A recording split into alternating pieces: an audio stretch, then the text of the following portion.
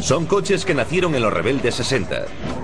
Su increíble potencia era el reflejo de una generación que quería romper las normas y hacer de cada carretera su circuito de carreras personal. Echaremos un vistazo a este Plymouth Superbird, que salió de fábrica listo para despegar con un alerón y el peor motor que jamás ha construido Detroit. Y conduciremos un Boss 429, un coche que demostró sus habilidades en Vietnam como forma de entretenimiento. Luego veremos el Trans AM, que coprotagonizó una película con Burt Reynolds. Yo colecciono estas potentes obras de arte que cada vez son más inusuales. Estos coches valen de $500,000 para arriba. Y pueden empujarte hacia atrás en el asiento como el despegue de un cohete. Sí, son los coches más potentes.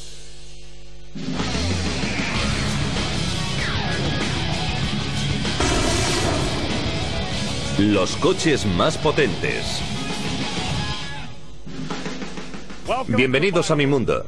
Mi colección de muscle cars o coches potentes. Me gustan porque son como yo, no siguen las normas. Como mi Hemi Challenger, mi AC Cobra y mi Boss 429 Mustang. Los fanáticos de los coches como yo siempre hemos querido algo más que un simple medio de transporte. Queremos sentir la fuerza de la gravedad cuando le damos caña. El problema era que en Detroit estaba prohibido poner grandes motores en coches pequeños y ligeros. Mis coches no existirían si una nueva generación no hubiese roto estas reglas y empezado la moda de los llamados muscle cars. Se inició en 1964. La era de los coches potentes surgió gracias al optimismo americano. Y sin duda en los 60 había mucho optimismo. Creíamos que los precios de la gasolina nunca iban a subir, que siempre habría gasolina, que la economía simplemente cada vez iría mejor. Y por supuesto, a mediados de los 60 estábamos en plena cultura juvenil. La cultura incluía grupos como los Beach Boys, cuyos grandes éxitos fueron la banda sonora de la generación de los muscle cars. Además, la recién inaugurada red interestatal de 66.000 kilómetros de autopistas en las que se podía conducir rápido aumentó la demanda de estos vehículos. Estábamos rompiendo las reglas en las calles. Conducíamos rápido y no eran los coches más seguros del mundo. La mayoría eran coches bastante potentes. Pasaban rápidamente de 0 a 100 o a alcanzar mucha velocidad en un circuito de 600 metros. Este es el primer coche que rompió todas las reglas, el Pontiac GTO. Fue creado por el diseñador de coches John DeLorean. En esa época su idea parecía tan disparatada como colocar un V8 en un Honda Civic. Pero ¿saben? Ese pequeño podía correr, y eso era lo único que importaba. En 1956, John DeLorean era un joven y prometedor ingeniero mecánico que trabajaba para General Motors. Su reto, vender más Pontiacs y hacerlos más atractivos. El problema era que hacían automóviles con un aspecto muy antiguo y como consecuencia perdían clientes. Sus ventas disminuyeron y sus coches no tenían nada de especial porque no lo intentaban. Era una situación bastante triste.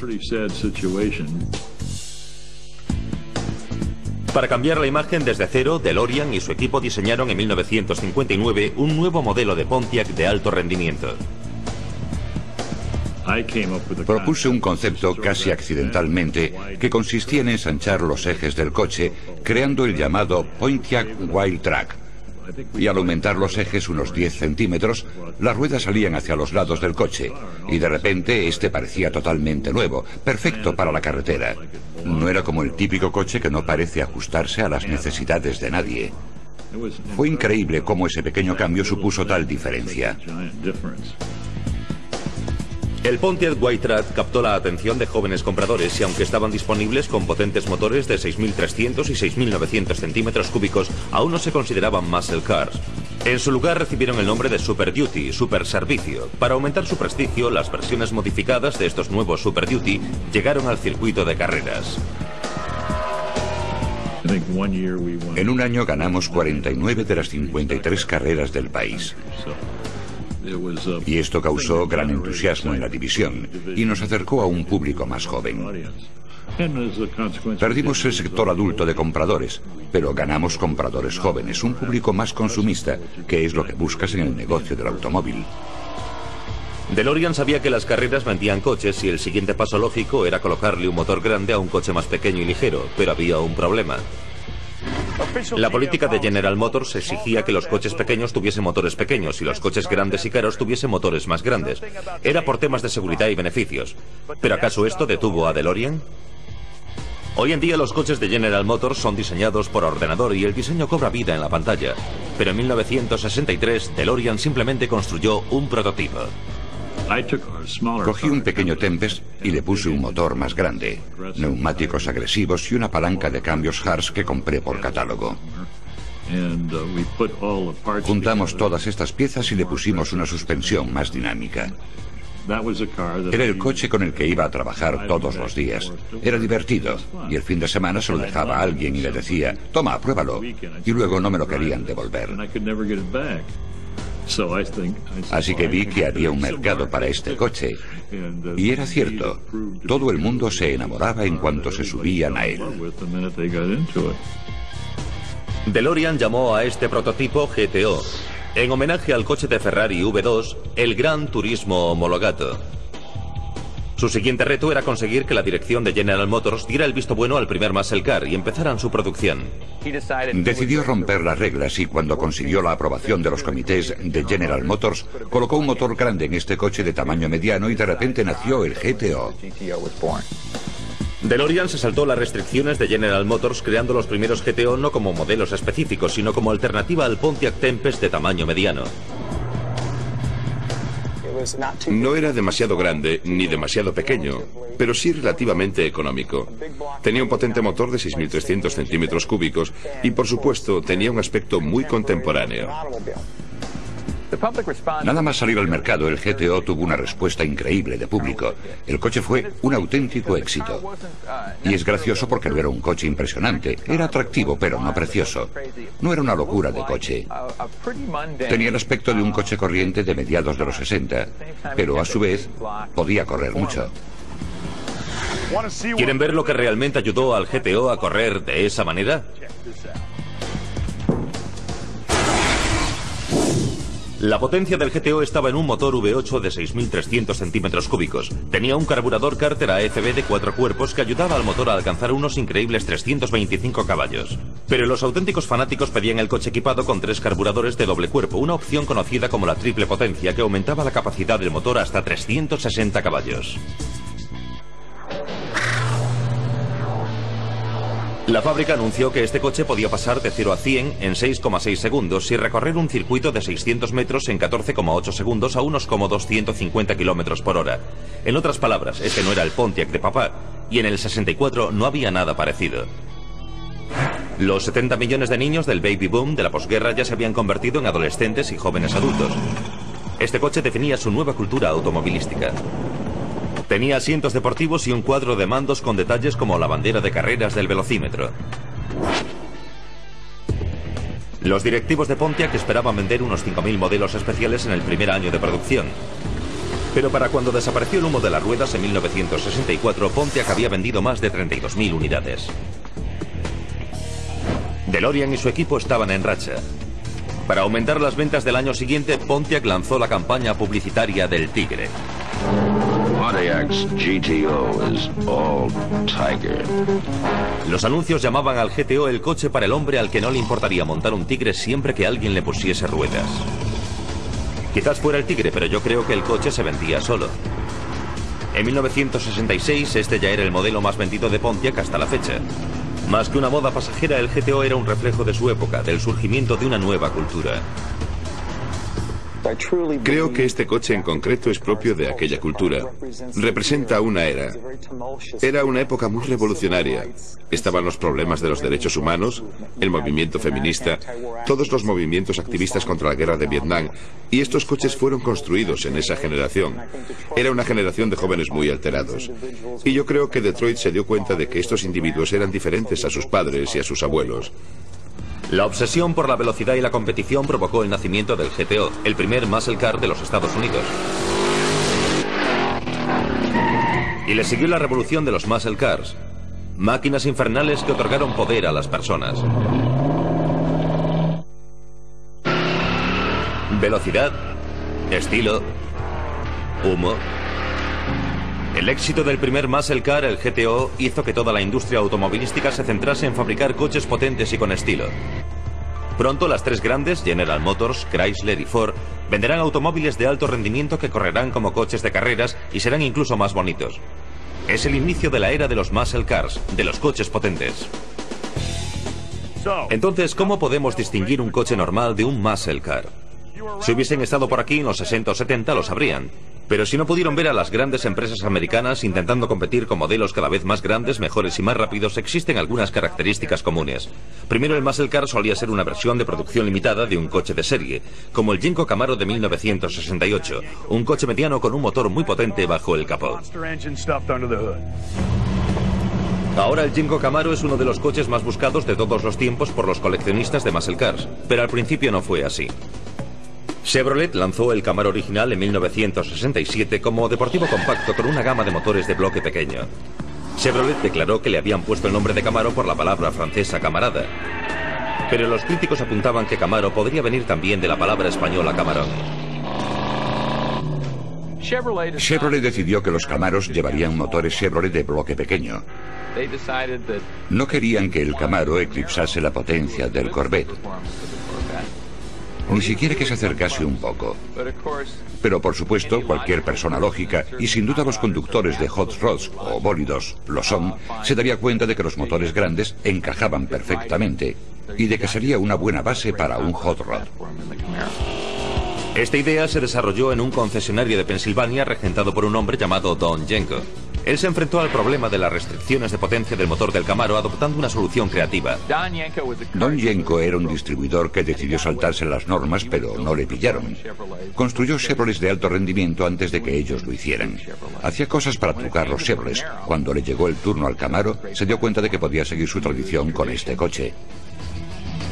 En cuanto los Camaros empezaron a llegar a su concesionario, Don se puso a trabajar transformando estos coches de poca potencia en firas del asfalto denominados Genco Super Camaros. Paul Moyer entró en el concesionario de Chevrolet de Don Genco buscando algo de emoción. Le dije, mire, estoy interesado en un Corvette. Y me dijo, ¿está seguro de que quiere un Corvette? Le diré lo que haremos. Estamos modificando los Camaros para que corran mucho más. Igual le gustaría uno. Le diré lo que voy a hacer. Si usted quiere uno de estos Camaros, yo se lo conseguiré. Esto pasará a la historia de los coches potentes. Recuerdo que en aquella época participaba en carreras urbanas y era muy rápido. Ganaba a la mayoría de los coches con los que me enfrentaba. Y todo el mundo me decía, ¿qué es eso? ¿Qué tienes ahí dentro? ¿Qué le has hecho? ¿Quién te lo ha hecho? ¿Qué es? Por tanto, casi nadie sabía de esto.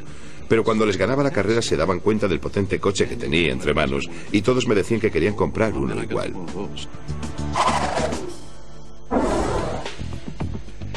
Este es mi Genco Camaro de 1969. Como pueden ver, es amarillo Daytona. Tiene un motor de 7.000 centímetros cúbicos de fábrica y 425 caballos. El nombre del modelo del motor es L72. El corazón del Genco fue tomado prestado del Corvette de Chevrolet, el motor de 7.000 centímetros cúbicos conocido como el L72. Por fuera, el Super Camaro de Genco era igual al Camaro estándar.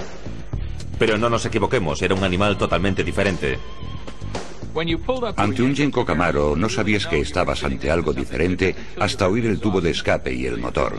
No era un motor normal, estabas ante algo especial, sobre todo si tenías el oído exigente de un conductor de bólidos. Don Genco añadía gráficos en su taller. Los embellecedores de llantas fueron añadidos en el taller. El velocímetro Stuart Warner también fue añadido. Y también los emblemas Genco, el 427 y la insignia. Y por supuesto las rayas del capó. Todo esto se hacía en el taller de Don Genco. De hecho, su hija y sus amigas pintaron las rayas. Pero más que todos los accesorios, lo importante era su potencia. Exactamente qué hizo Don Genco para transformar un coche sencillo como el Camaro en un supercoche. Echemos un vistazo al interior al estilo Bill Goldberg. Primero Genco sacó el motor de 8 cilindros en V del Camaro para poder colocar el motor de 7.000 centímetros cúbicos con más de 425 caballos de potencia. Los frenos de tambor de las ruedas delanteras ya venían reemplazados de serie por frenos de disco y él añadió un eje trasero con una relación de transmisión más corta para los acelerones fuertes. Ahora la mayoría de los coches deportivos presumen del tiempo que tardan en pasar de 0 a 100. Cualquier cosa inferior a 10 segundos no está mal. pero supuestamente este Yenko Camaro pasa de 0 a unos increíbles 160 km/h en 10 segundos. Esto tengo que comprobarlo. Mi amigo Greg Joseph me ha dejado este extremadamente valioso e inusual coche. A pesar de haberle amenazado con darle una buena paliza, me ha prohibido hacer el bestia durante mi conducción de prueba. Aún así, voy a conducir un histórico muscle car en perfecto estado de conservación. Tiene una radio magnífica, el reloj funciona, el indicador de gasolina funciona y eso es lo único que importa. A pesar de que no estoy dándole mucha caña, sin duda puedo sentir que este es uno de los muscle cars más potentes jamás construidos. A finales de 1968, la demanda de estas veloces máquinas de Don Yenko era demasiado grande para el pequeño taller. Necesitaba convencer a Chevrolet de que rompiese sus propias reglas y construyese sus Super Camaros con potentes motores V8 de 7.000 centímetros cúbicos. Esta combinación de motores iba más allá de los límites impuestos por Chevrolet, pero eso no le iba a detener. Don Yenko, como buen comercial, sabía que había una manera de saltarse la regulación de Detroit sobre la construcción de automóviles potentes y de alto rendimiento. Y esto era posible a través de la orden de producción de la oficina central conocida como COPO. La orden de producción servía para que los distribuidores de automóviles pudieran encargar sus coches con una pintura especial o una radio específica, pero a Don Yenko COPO le proporcionaba la opción que necesitaba. Y en el 68 se dio cuenta de que podía encargar coches a través de COPO con motores de serie de 7.000 centímetros cúbicos. Y eso fue lo que hizo, se aprovechó de eso. Yenko y Chevrolet acordaron mantener el programa en secreto. Chevrolet estaba rompiendo sus propias reglas, pero disfrutaba del estatus de muscle car entre los fanáticos de los coches. Y Yenko estaba vendiendo cientos de sus Super Camaros sin tener que cambiar los motores. Muchos de los compradores de estos Camaros creían que no venían de serie con ese motor y que el motor de 7.000 centímetros cúbicos se lo colocaban en el taller, pero no era así. Venían así de serie, salían así de la fábrica de Detroit. En 1969 Yenko vendió 201 unidades de sus COPO Yenko Camaros. Pero ya en 1970 Chevy empezó a suministrar COPO Camaros similares a los Yenko a otros concesionarios. Si a eso le añadimos el aumento de los precios de los seguros de coches y un precio fijo de $7.000 por unidad, finalmente Yenko se quedó sin mercado. Don Yenko vendió su concesionario en 1982, pero continuó construyendo coches y participando en carreras hasta 1987. Ese año falleció de manera trágica al estrellarse su avión privado al oeste de Virginia. Pero sus Camaros entraron a formar parte de una leyenda y los aproximadamente 100 Yenko Camaros que quedan son piezas de museo valoradas en casi $200.000. No era un fenómeno en el 68 y en el 69. Si bien se hizo famoso en el 69, pero en realidad se convirtió en un fenómeno tras su muerte. Para los guerreros del asfalto como yo, los años 60 y 70 son reflejo de la transformación de los turismos en coches potentes de tamaño mediano. Este es el orgullo de cualquier colección de muscle cars. Un Shelby Mustang GT 350 de 1966, el segundo que fabricaron ese año. Es muy parecido al Mustang, pero les aseguro que no corre igual. La historia empieza en 1964, el año en que los Beatles invadieron Nueva York por primera vez. Una época marcada por las minifaldas, las botas de gogó y un nuevo deportivo de Ford llamado Mustang. Lee Iacocca, el director general de Ford, creía que este pequeño coche deportivo sería el siguiente artículo de moda en la guerra urbana. Esta era una clase totalmente nueva de automóvil, llamada Pony Car. Fue todo un éxito de ventas por su bajo precio y su estilo deportivo. El problema era que para los que les gustaba correr, como a mí, el estándar Mustang supuso una decepción. Cuando salió el Mustang no se trataba precisamente de un coche rápido. Era un coche que te ayudaba a recuperar tu juventud, o si eras joven a mantener tu juventud. Pero no era precisamente un coche para ganar carreras. Estaba basado en el diseño del Ford Falcon. ¿Hay algo más corriente que eso? Muchos de los que se vendían tenían un motor de 6 cilindros. Con eso no podías alcanzar grandes velocidades. El nombre del Ford Mustang fue sacado de un avión de combate de la Segunda Guerra Mundial, el P-51 Mustang. Pero aparte de su legendario nombre, no había mucho más bajo el capó hasta que un hombre de Texas llamado Carroll Shelby entró en escena con algunas ideas. Carroll Shelby empezó criando pollos en una granja. Y este granjero pasó a ser, en un espacio muy corto de tiempo, piloto de carreras para un tipo llamado Enzo Ferrari. No está mal. Debió de suponer un cambio increíble para un hombre del oeste de Texas acabar trabajando como piloto de Ferrari. Shelby ganó su primera carrera SCCA en un coche que era una mezcla de tecnología británica y americana, el Allard Cadillac Roadster de Inglaterra con un motor de 8 cilindros en V. En 1957, Carroll Shelby fue nombrado conductor de coches deportivos del año por la revista Sport Illustrated. Entonces, en 1959, consiguió ganar las 24 horas de Le Mans.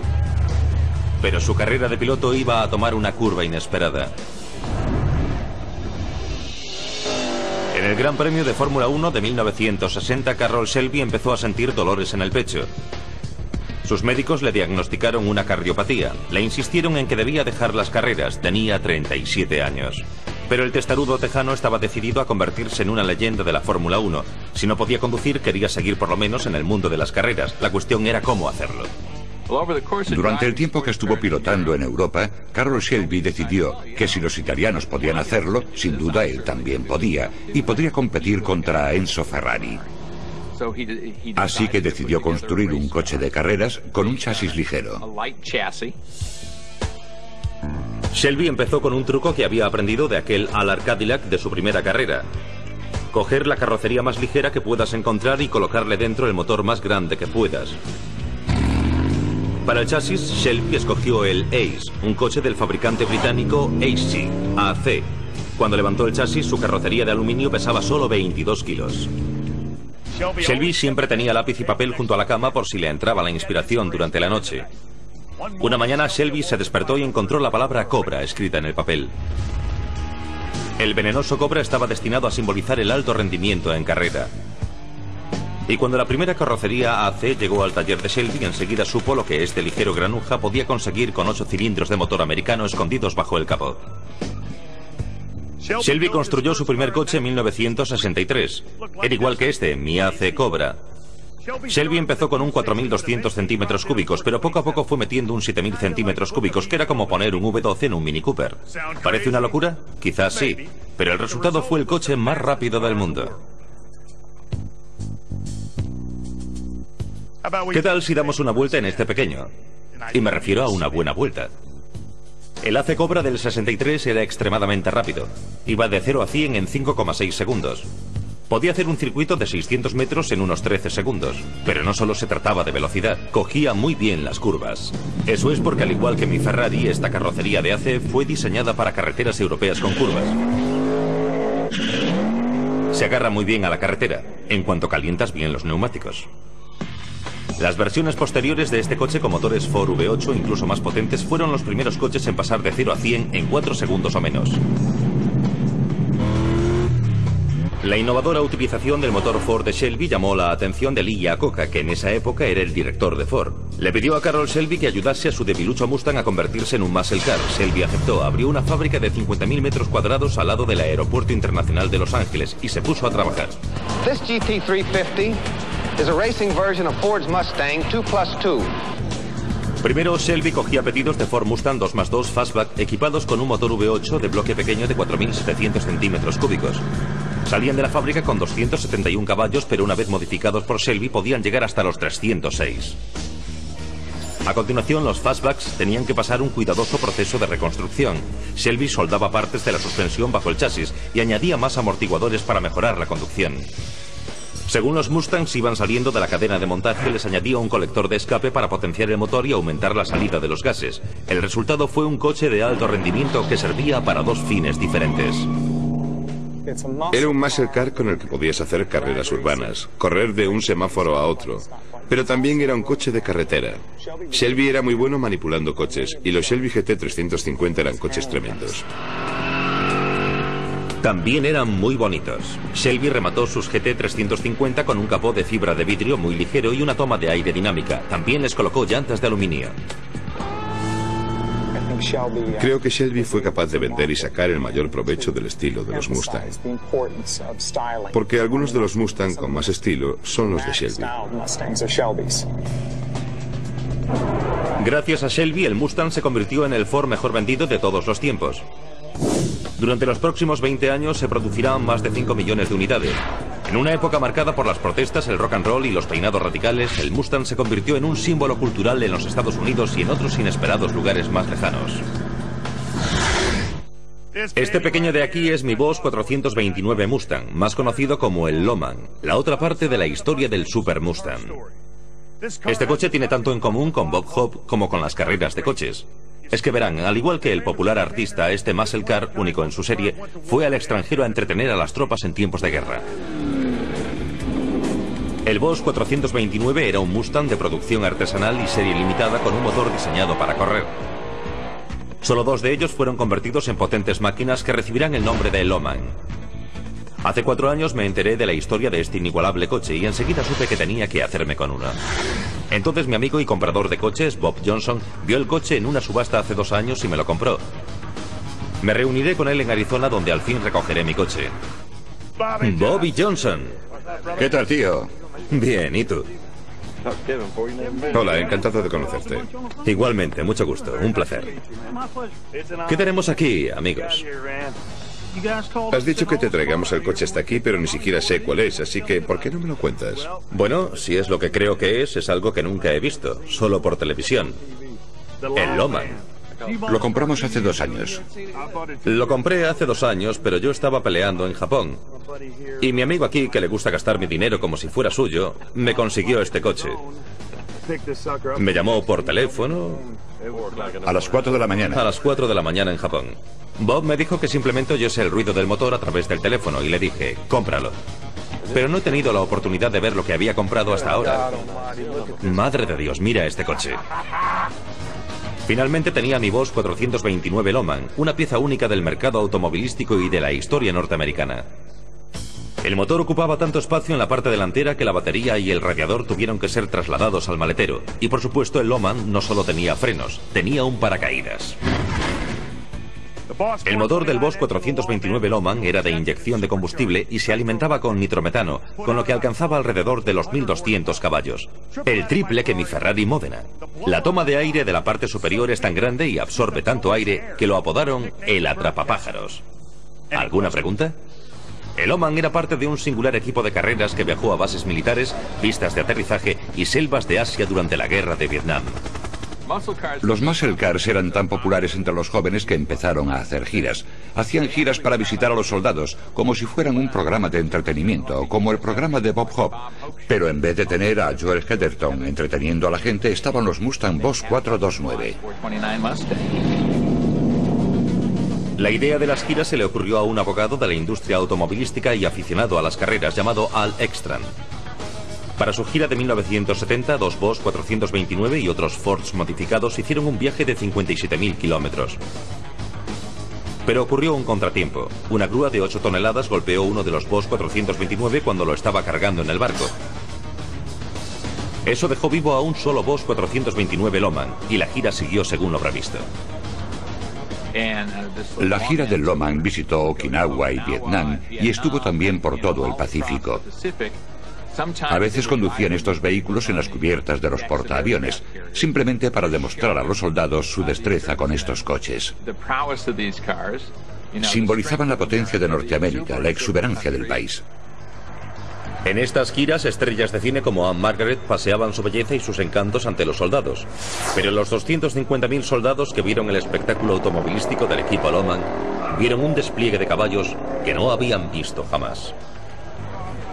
Cuando el equipo Loman colocó al Boss 429 en la cubierta del portaaviones y encendió el motor, consiguió atraer rápidamente la atención de las tropas. Podía llegar a unos 290 kilómetros por hora en 8,5 segundos. Y entonces la razón por la que hacían la gira: recordar a los soldados que no habían conducido por carreteras americanas durante años cómo conducir con seguridad. En el aeródromo del Cuerpo de Marines de Futema en Okinawa, al igual que en otras paradas de la gira, los soldados pudieron conducir el Mustang por el slalom y así probar sus habilidades conduciendo. Nunca pensé que encontraría este coche, pero ahora que lo tengo, veamos lo que es capaz de hacer. Este es el mejor de los Bosses, el más salvaje e inusual. Demostró su potencia ante unos 250.000 soldados y ahora lo hará para Goldberg. Este es Dale Armstrong, el legendario piloto de la NHRA y jefe del equipo que me ha ayudado a poner a punto el Loman. Vamos allá.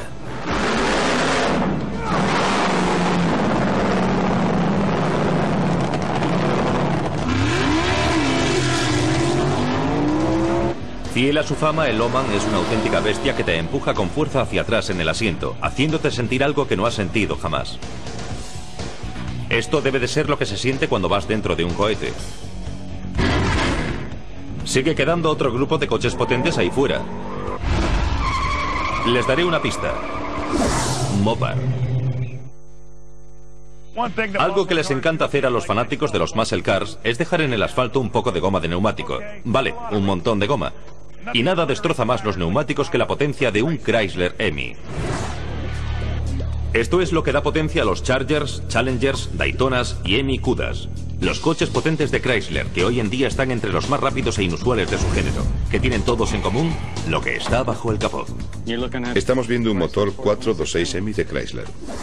Aquí mi Dodge Challenger descapotable de 1970 con motor Hemi 426, 425 caballos de potencia y velocidad máxima de 240 km por hora. Esto se debe a su motor de 7 litros, 3 veces más grande que el de un Honda medio de hoy en día. El Hemi 426 era un motor tremendo, tenía un par motor prodigioso y 425 caballos de potencia, y las grandes cabezas semiesféricas del motor eran impresionantes desde un punto de vista estético. Cuando levantabas el capó veías estas enormes cabezas semiesféricas del motor con un carburador de 4 cuerpos. Era uno de los motores más impresionantes que he visto jamás. Este motor fue colocado en los Chrysler en 1950.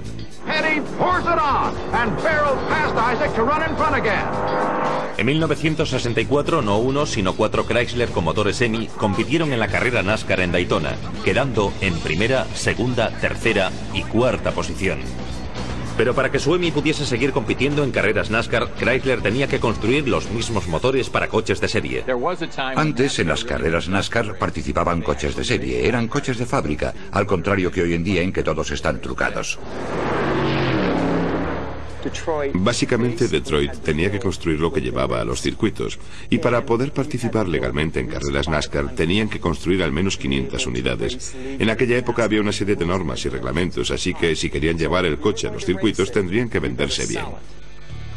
Al cumplir las normas de las carreras NASCAR, Chrysler hizo muy felices a los aficionados como yo a las carreras urbanas.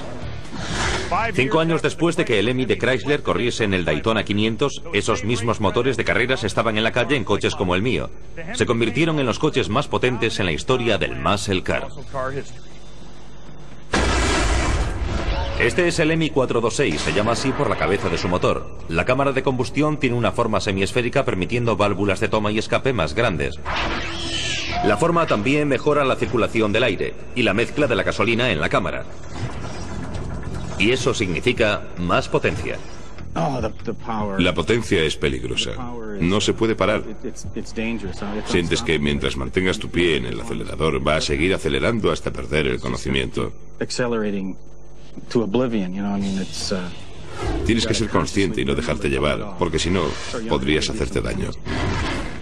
El daño depende de quien esté conduciendo. Vamos allá.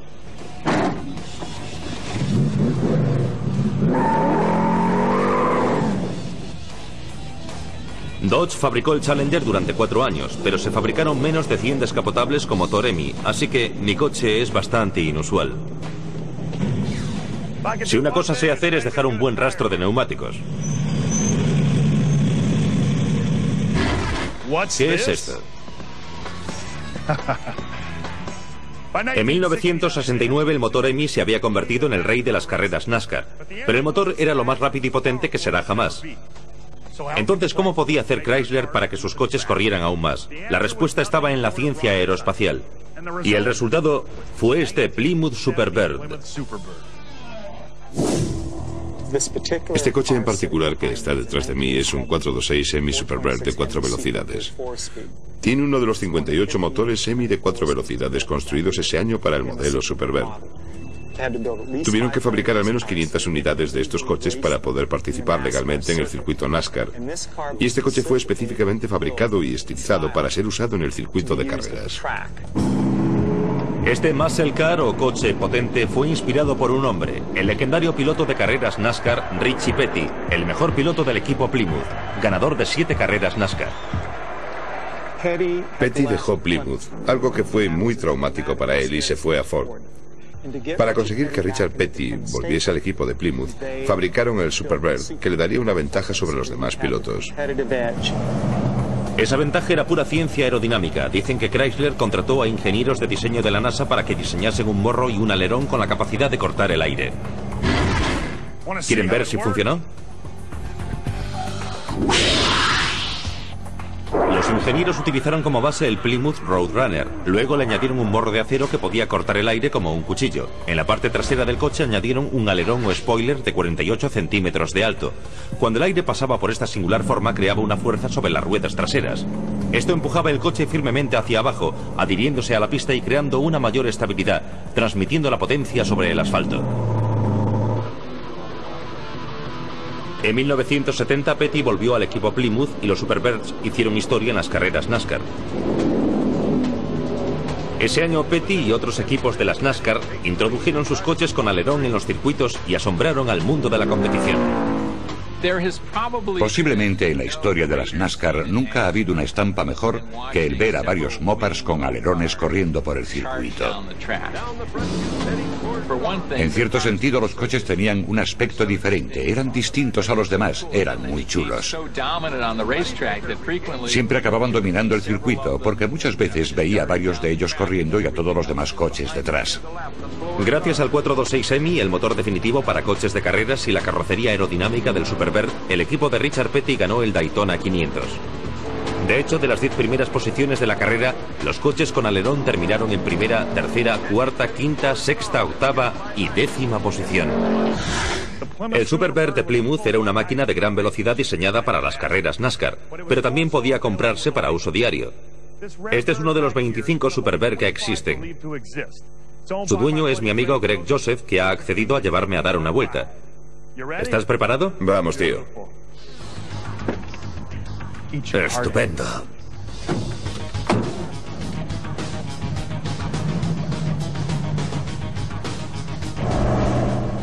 ¿En su época este era uno de los coches más rápidos? Sí, pero no era un coche de carreras urbanas. Entonces estaba orientado de manera diferente. Estaba orientado de otra manera. Era mucho más pesado. No servía para hacer carreras urbanas. Eran coches de carreras de circuito que tenían un tope quizás de 240 kilómetros por hora. Un coche tan pesado como este era algo increíble para su época.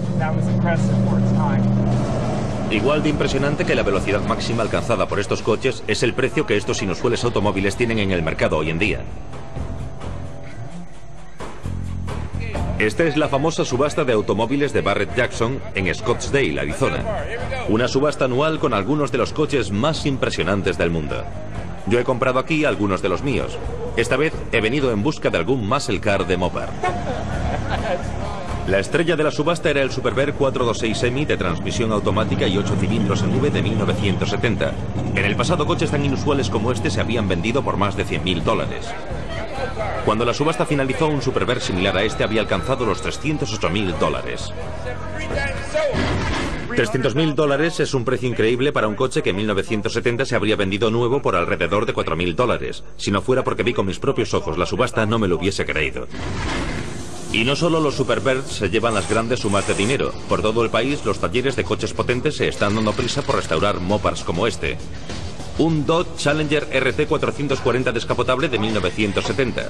Este está siendo restaurado para la colección Torino. Cuando esté terminado valdrá más de $500.000. Como parte de esta restauración se le colocarán unos nuevos neumáticos radiales que son mucho más seguros que los neumáticos convencionales utilizados en los 60 y 70. Gasolina de 30 centavos, con cantidad de plomo, seguros de coche baratos, ningún control de emisiones, goma de neumáticos quemada. ¿Suena al paraíso? Los días de gloria de los coches potentes seguro que lo fueron. Una era que empezó con el GTO en 1964 y duró más de 10 años hasta que los muscle cars empezaron a preocuparse más por sus diseños y colores que por su rendimiento. Pero el cuento de hadas tenía que terminar y no de una forma feliz. Las leyes medioambientales obligaban a que los motores funcionasen con una gasolina más limpia y sin plomo. Esto redujo el rendimiento de estos motores tan increíbles en el pasado. Entonces llegó la crisis energética y la gasolina dejó de costar 30 centavos los 3 litros. Así que había que asumirlo. A estos coches no les quedaban muchos más kilómetros por recorrer. El fin de la era de los muscle cars casi coincide con el final de lo que yo llamo los revolucionarios 60. Se dejaron de fabricar por las nuevas leyes, la política y la preocupación por el medio ambiente. Entonces, la Agencia para la Protección Ambiental hizo que Detroit tuviera que enfrentarse a pequeñas regulaciones con estos coches, reduciéndoles drásticamente su potencia. La gasolina con plomo estaba dejándose de fabricar, y el muscle car americano, como mejor funcionaba, era con gasolina con plomo. Lo que realmente los eliminó del mercado casi de un bandazo fue la crisis del petróleo de 1973 y 74. De repente no había cantidades ilimitadas de petróleo. Nuestros recursos parecían limitados en vez de ilimitados. Y como consecuencia los muscle cars desaparecieron casi de inmediato. A principios de los 70 les empezaron a llamar coches chupagasolina. Y Detroit inició una moda que consistía en fabricar coches que consumieran menos gasolina. Los GTOs, los Chargers y los Challengers fueron reemplazados por los Gremlins, los Vegas y los Pintos. Pero entonces llegó. Fue casi como un repentino renacimiento, porque a finales de los 70 en realidad no nos habíamos rendido. No habíamos perdido aquel optimismo americano que representaban los muscle cars. Y entonces se estrenó la película Los Caraduras. En la película Los Caraduras aparecía el Firebird Trans AM. Era la culminación del Pontiac Firebird, un hermano del Camaro introducido en 1967. Firebird sacó su nombre de la era aeroespacial de Pontiac, aquel coche experimental de los años 50 que incorporaba un motor de turbina. Pero los Firebirds de serie ofrecían a los compradores unos motores más convencionales. En 1977 Pontiac lo sacó a la venta con un modesto motor de 6 cilindros y 3.700 centímetros cúbicos con unos míseros 135 caballos de potencia. Pero también estaba disponible con otros motores de 8 cilindros en V. El más potente era el de 6,5 litros. Esto le daba al coche una potencia de 200 caballos. Eso ya era suficiente para un buen rendimiento, pero no fue un éxito de ventas. Necesitaron que Burt Reynolds transformara el Firebird en una leyenda americana. En 1977 Los Caraduras fue un éxito de taquilla. Se convirtió en la segunda película más taquillera del año junto con Star Wars, La Guerra de las Galaxias. En ella aparecía este estilizado Pontiac Firebird Trans AM. Y si se fijan bien, casi podríamos ver al volante al mismísimo Burt Reynolds. ¡Goldberg! Dios mío, Bart, ¿qué haces ahí? He estado buscándote por todas partes. ¿Quieres dar una vuelta? Mira, no puedes ir dando vueltas en coche por ahí con tipos tan tranquilos como Jay Leno. Quiero decir, tienes que meterte en un coche de verdad. Sube. Bien. ¡Sí!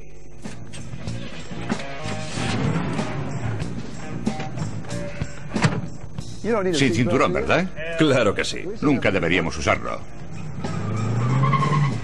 Apodado como el pájaro de fuego por el gigante dibujo de un pájaro en llamas en su capó, el Trans AM del 77 no era exactamente un muscle car, porque su motor era menos potente debido a su sistema de control de emisión de gases. Pero ¿qué más da? Tenía neumáticos de invierno, un alerón y abajo. Vale, fijaos bien en esto. Estoy en el auténtico Bandit Trans AM de 1977 con mi buen amigo Burt Reynolds, que ha tenido la amabilidad de venir hasta aquí con este fantástico coche. Los Caraduras convirtió al Firebird en un éxito. Todo el mundo quería uno. En 1978 batió el récord de ventas del año, ya que se vendieron cerca de 176.000 unidades. También encendió de nuevo la llama del amor de los americanos por los coches potentes.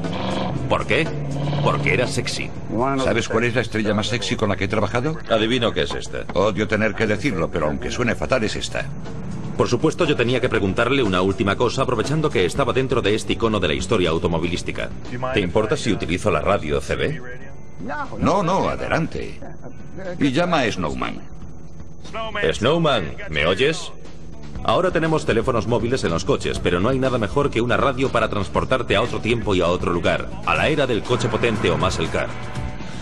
Para mí, los muscle cars o coches potentes son un icono de la historia automovilística, no solo por su tecnología. Eran los reyes del asfalto, con más potencia de la que veremos jamás en carretera. Y gracias a algunos acérrimos coleccionistas como Bart y yo, seguimos conservando estos iconos. Te agradezco muchísimo que hayas venido. Gracias. Estoy encantado de haber venido. Espero que si pago lo bastante me dejéis volver. ¿Puedo hacer algo para agradecértelo? ¿Qué te parece si me das una comisión? Estupendo. ¿Cuántos coches puedes llegar a vender? ¿Quieres dar una vuelta? Sí, vamos. Gracias.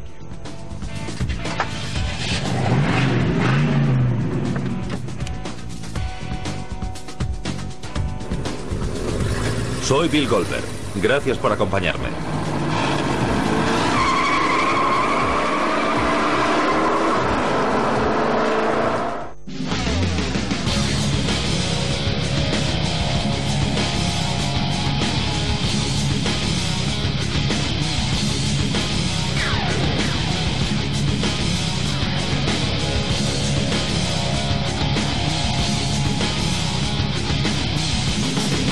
Casi accidentalmente, que consistía en ensanchar los ejes del coche, creando el llamado Pontiac Wild Track. Y al aumentar los ejes unos 10 centímetros, las ruedas salían hacia los lados del coche, y de repente este parecía totalmente nuevo, perfecto para la carretera. No era como el típico coche que no parece ajustarse a las necesidades de nadie. Fue increíble cómo ese pequeño cambio supuso tal diferencia. El Pontiac Wild Track captó la atención de jóvenes compradores y aunque estaban disponibles con potentes motores de 6.300 y 6.900 centímetros cúbicos, aún no se consideraban muscle cars. En su lugar recibieron el nombre de Super Duty, Super Servicio. Para aumentar su prestigio, las versiones modificadas de estos nuevos Super Duty llegaron al circuito de carreras. En un año ganamos 49 de las 53 carreras del país. Y esto causó gran entusiasmo en la división y nos acercó a un público más joven. Perdimos el sector adulto de compradores, pero ganamos compradores jóvenes, un público más consumista, que es lo que buscas en el negocio del automóvil. DeLorean sabía que las carreras vendían coches y el siguiente paso lógico era colocarle un motor grande a un coche más pequeño y ligero, pero había un problema. La política de General Motors exigía que los coches pequeños tuviesen motores pequeños y los coches grandes y caros tuviesen motores más grandes. Era por temas de seguridad y beneficios. ¿Pero acaso esto detuvo a DeLorean? Hoy en día los coches de General Motors son diseñados por ordenador y el diseño cobra vida en la pantalla. Pero en 1963 DeLorean simplemente construyó un prototipo. Cogí un pequeño Tempest y le puse un motor más grande, neumáticos agresivos y una palanca de cambios Harsh que compré por catálogo. Juntamos todas estas piezas y le pusimos una suspensión más dinámica. Era el coche con el que iba a trabajar todos los días. Era divertido y el fin de semana se lo dejaba a alguien y le decía, toma, pruébalo. Y luego no me lo querían devolver. Así que vi que había un mercado para este coche.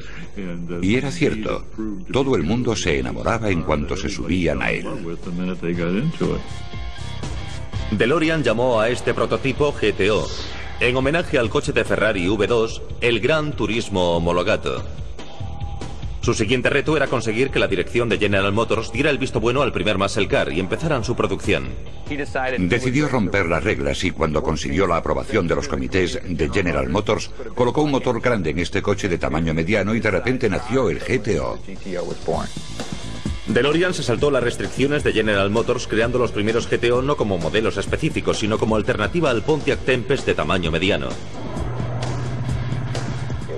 No era demasiado grande ni demasiado pequeño, pero sí relativamente económico. Tenía un potente motor de 6.300 centímetros cúbicos y, por supuesto, tenía un aspecto muy contemporáneo. Nada más salir al mercado, el GTO tuvo una respuesta increíble de público. El coche fue un auténtico éxito. Y es gracioso porque no era un coche impresionante. Era atractivo, pero no precioso. No era una locura de coche. Tenía el aspecto de un coche corriente de mediados de los 60, pero a su vez podía correr mucho. Potencia. Exactamente qué hizo Don Jenko para transformar un coche sencillo como el Camaro en un supercoche. Echemos un vistazo al interior al estilo Bill Goldberg. Primero Jenko sacó el motor de 8 cilindros en V del Camaro para poder colocar el motor de 7.000 centímetros cúbicos con más de 425 caballos de potencia. Los frenos de tambor de las ruedas delanteras ya venían reemplazados de serie por frenos de disco y él añadió un eje trasero con una relación de transmisión más corta para los acelerones fuertes. Ahora la mayoría de los coches deportivos presumen del tiempo que tardan en pasar de 0 a 100. Cualquier cosa inferior a 10 segundos no está mal. Pero supuestamente este Jenko Camaro pasa de 0 a unos increíbles 160 km/h en 10 segundos. Esto tengo que comprobarlo. Mi amigo Greg Joseph me ha dejado este extremadamente valioso e inusual coche. A pesar de haberle amenazado con darle una buena paliza, me ha prohibido hacer el bestia durante mi conducción de prueba. Aún así, voy a conducir un histórico muscle car en perfecto estado de conservación. Tiene una radio magnífica, el reloj funciona, el indicador de gasolina funciona y eso es lo único que importa. A pesar de que no estoy dándole mucha caña, sin duda puedo sentir que este es uno de los muscle cars más potentes jamás construidos. A finales de 1968, la demanda de estas veloces máquinas de Don Jenko era demasiado grande para el pequeño taller. Necesitaba convencer a Chevrolet de que rompiese sus propias reglas y construyese sus Super Camaros con potentes motores V8 de 7.000 centímetros cúbicos. Esta combinación de motores iba más allá de los límites impuestos por Chevrolet, pero eso no le iba a detener. Don Jenko, como buen comercial, sabía que había una manera de saltarse la regulación de Detroit sobre la construcción de automóviles potentes y de alto rendimiento. Y esto era posible a través de la orden de producción de la oficina central conocida como COPO. La orden de producción servía para que los distribuidores de automóviles pudieran encargar sus coches con una pintura especial o una radio específica, pero a Don Jenko COPO le proporcionaba la opción que necesitaba. Y en el 68 se dio cuenta de que podía encargar coches a través de COPO con motores de serie de 7.000 centímetros cúbicos. Y eso fue lo que hizo, se aprovechó de eso. Jenko y Chevrolet acordaron mantener el programa en secreto. Chevrolet estaba rompiendo sus propias reglas, pero disfrutaba del estatus de muscle car entre los fanáticos de los coches.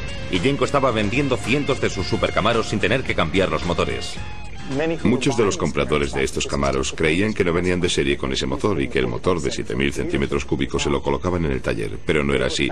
Venían así de serie, salían así de la fábrica de Detroit. En 1969, Jenko vendió 201 unidades de sus COPO Jenko Camaros. Pero ya en 1970, Chevy empezó a suministrar COPO Camaros similares a los Jenko a otros concesionarios. Si a eso le añadimos el aumento de los precios de los seguros de coches y un precio fijo de $7.000 por unidad, finalmente Jenko se quedó sin mercado.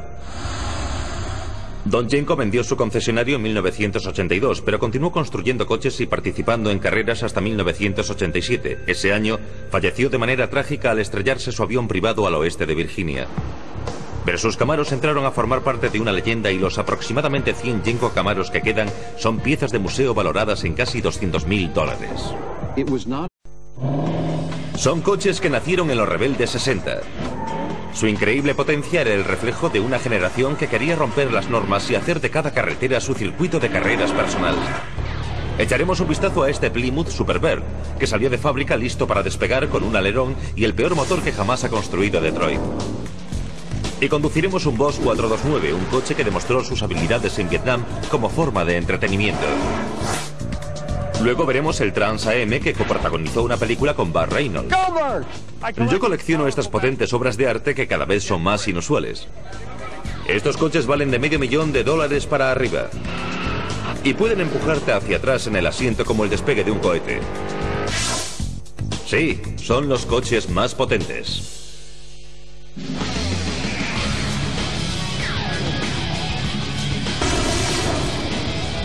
Los coches más potentes. Bienvenidos a mi mundo. Mi colección de muscle cars o coches potentes. Me gustan porque son como yo, no siguen las normas.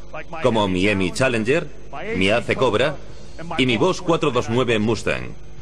Los fanáticos de los coches como yo siempre hemos querido algo más que un simple medio de transporte. Queremos sentir la fuerza de la gravedad cuando le damos caña. El problema era que en Detroit estaba prohibido poner grandes motores en coches pequeños y ligeros. Mis coches no existirían si una nueva generación no hubiese roto estas reglas y empezado la moda de los llamados muscle cars. Se inició en 1964. La era de los coches potentes surgió gracias al optimismo americano. Y sin duda en los 60 había mucho optimismo. Creíamos que los precios de la gasolina nunca iban a subir, que siempre habría gasolina, que la economía simplemente cada vez iría mejor. Y por supuesto, a mediados de los 60 estábamos en plena cultura juvenil. La cultura incluía grupos como los Beach Boys, cuyos grandes éxitos fueron la banda sonora de la generación de los muscle cars. Además, la recién inaugurada red interestatal de 66.000 kilómetros de autopistas en las que se podía conducir rápido aumentó la demanda de estos vehículos. Estábamos rompiendo las reglas en las calles. Conducíamos rápido y no eran los coches más seguros del mundo. La mayoría eran coches bastante potentes. Pasaban rápidamente de 0 a 100 o alcanzar mucha velocidad en un circuito de 600 metros. Este es el primer coche que rompió todas las reglas, el Pontiac GTO. Fue creado por el diseñador de coches John DeLorean. En esa época su idea parecía tan disparatada como colocar un V8 en un Honda Civic. Pero ¿saben? Ese pequeño podía correr, y eso era lo único que importaba. En 1956, John DeLorean era un joven y prometedor ingeniero mecánico que trabajaba para General Motors. Su reto, vender más Pontiacs y hacerlos más atractivos. El problema era que hacían automóviles con un aspecto muy antiguo y como consecuencia perdían clientes. Sus ventas disminuyeron y sus coches no tenían nada de especial porque no lo intentaban. Era una situación bastante triste. Para cambiar la imagen desde cero, DeLorean y su equipo diseñaron en 1959 un nuevo modelo de Pontiac de alto rendimiento. Propuse un concepto. Ahora el Yenko Camaro es uno de los coches más buscados de todos los tiempos por los coleccionistas de muscle cars, pero al principio no fue así. Chevrolet lanzó el Camaro original en 1967 como deportivo compacto con una gama de motores de bloque pequeño. Chevrolet declaró que le habían puesto el nombre de Camaro por la palabra francesa camarada. Pero los críticos apuntaban que Camaro podría venir también de la palabra española camarón. Chevrolet decidió que los Camaros llevarían motores Chevrolet de bloque pequeño. No querían que el Camaro eclipsase la potencia del Corvette. Ni siquiera que se acercase un poco. Pero por supuesto, cualquier persona lógica, y sin duda los conductores de hot rods o bólidos lo son, se daría cuenta de que los motores grandes encajaban perfectamente y de que sería una buena base para un hot rod. Esta idea se desarrolló en un concesionario de Pensilvania regentado por un hombre llamado Don Yenko. Él se enfrentó al problema de las restricciones de potencia del motor del Camaro adoptando una solución creativa. Don Yenko era un distribuidor que decidió saltarse las normas, pero no le pillaron. Construyó Chevrolets de alto rendimiento antes de que ellos lo hicieran. Hacía cosas para trucar los Chevrolets. Cuando le llegó el turno al Camaro, se dio cuenta de que podía seguir su tradición con este coche. En cuanto los Camaros empezaron a llegar a su concesionario, Don se puso a trabajar transformando estos coches de poca potencia en firas del asfalto denominados Yenko Super Camaros. Paul Moyer entró en el concesionario de Chevrolet de Don Yenko buscando algo de emoción. Le dije, mire, estoy interesado en un Corvette. Y me dijo, ¿está seguro de que quiere un Corvette? Le diré lo que haremos. Estamos modificando los Camaros para que corran mucho más. Igual le gustaría uno. Le diré lo que voy a hacer. Si usted quiere uno de estos Camaros, yo se lo conseguiré. Esto pasará a la historia de los coches potentes. Recuerdo que en aquella época participaba en carreras urbanas y era muy rápido. Ganaba a la mayoría de los coches con los que me enfrentaba. Y todo el mundo me decía, ¿qué es eso? ¿Qué tienes ahí dentro? ¿Qué le has hecho? ¿Quién te lo ha hecho? ¿Qué es? Por tanto, casi nadie sabía de esto. Pero cuando les ganaba la carrera se daban cuenta del potente coche que tenía entre manos y todos me decían que querían comprar uno igual.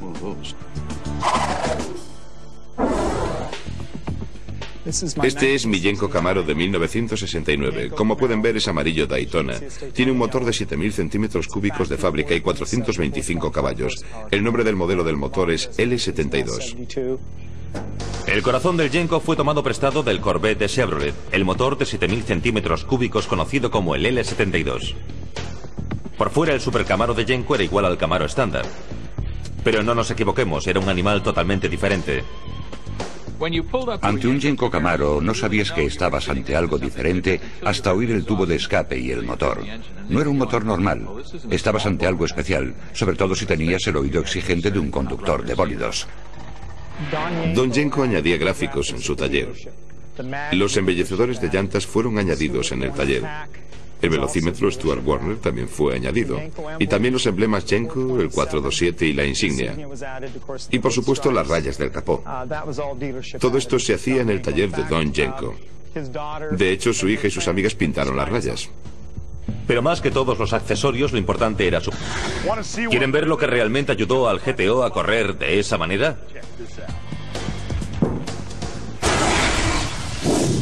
La potencia del GTO estaba en un motor V8 de 6.300 centímetros cúbicos. Tenía un carburador Carter AFB de 4 cuerpos que ayudaba al motor a alcanzar unos increíbles 325 caballos. Pero los auténticos fanáticos pedían el coche equipado con 3 carburadores de doble cuerpo, una opción conocida como la triple potencia que aumentaba la capacidad del motor hasta 360 caballos. La fábrica anunció que este coche podía pasar de 0 a 100 en 6,6 segundos y recorrer un circuito de 600 metros en 14,8 segundos a unos cómodos 150 kilómetros por hora.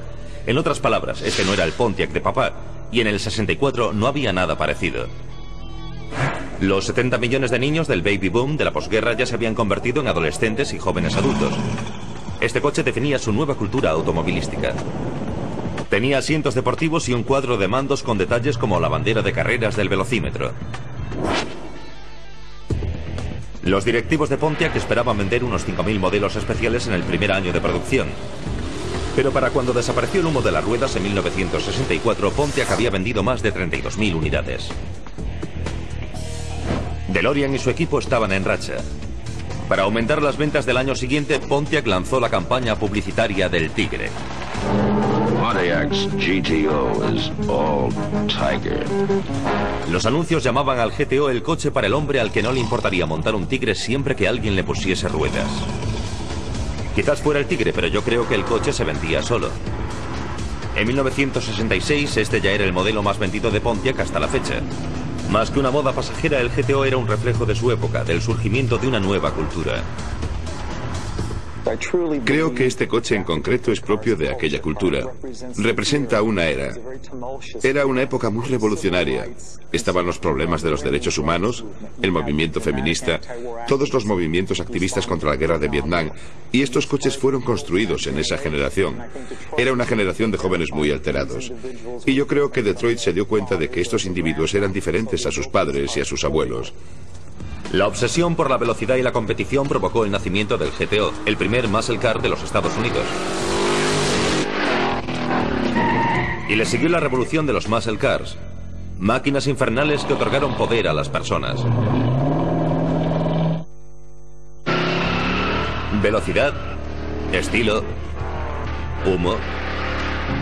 El éxito del primer muscle car, el GTO, hizo que toda la industria automovilística se centrase en fabricar coches potentes y con estilo. Pronto las tres grandes, General Motors, Chrysler y Ford, venderán automóviles de alto rendimiento que correrán como coches de carreras y serán incluso más bonitos. Es el inicio de la era de los muscle cars, de los coches potentes. Entonces, ¿cómo podemos distinguir un coche normal de un muscle car? Si hubiesen estado por aquí en los 60 o 70 lo sabrían. Pero si no pudieron ver a las grandes empresas americanas intentando competir con modelos cada vez más grandes, mejores y más rápidos, existen algunas características comunes. Primero, el muscle car solía ser una versión de producción limitada de un coche de serie, como el Yenko Camaro de 1968, un coche mediano con un motor muy potente bajo el capó.